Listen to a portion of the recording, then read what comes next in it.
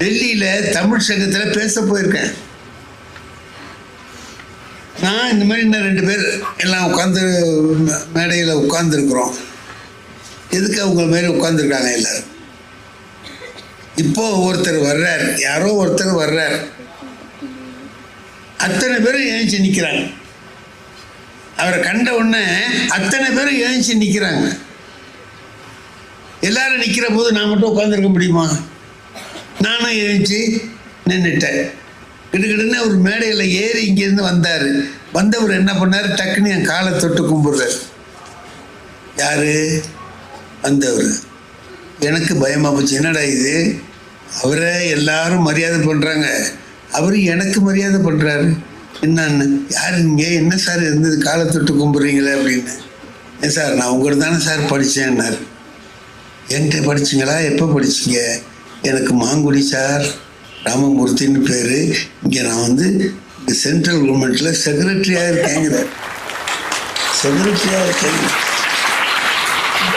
அவர் பெரிய மனுஷங்கிறதுனால எல்லாரும் மரியாதை செலுத்துகிறாங்க. அவர் என்கிட்ட சொல்கிறார். இப்போ எனக்கு என் மனசு எப்படி இருக்கும்?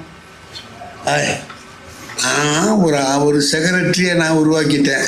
நான் ஒன்றும் உருவாக்கலை, அவர் தான் உருவாகிட்டார். அவரே உருவானது தான்.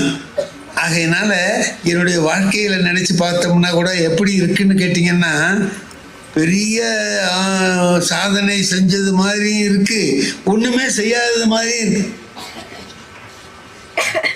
2 பேர் பெரிய பெரிய பதவியில் இருக்கிறவங்கள பார்க்குற போது மனசு பரவாயில்ல, நான் வாத்தியார் வேலைக்கு நல்ல காரியம் செஞ்சுருக்கிறேன், நல்ல சாதனைகள்லாம் நான் செஞ்சுருக்கிறேன் அப்படின்னு நினைக்கிறதும் தோணுது.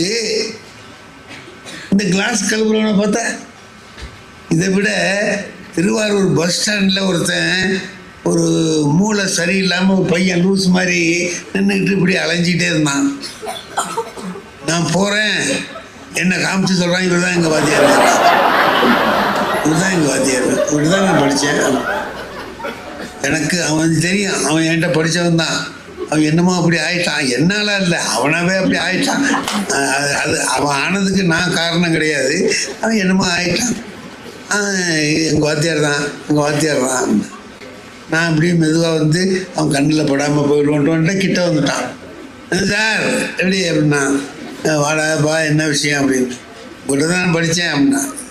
ஏன் சும்மா சும்மா சொல்கிறேன், நல்ல விஷயத்த சும்மா சொல்லலாம், இது சங்கடமான விஷயத்தை எதுக்கிட்ட சொல்கிற அப்படின்னு. ஒரு டீ குடிக்கணும், காஃபி கொடுத்துரு, காசு கொடுத்துட்டு போங்க.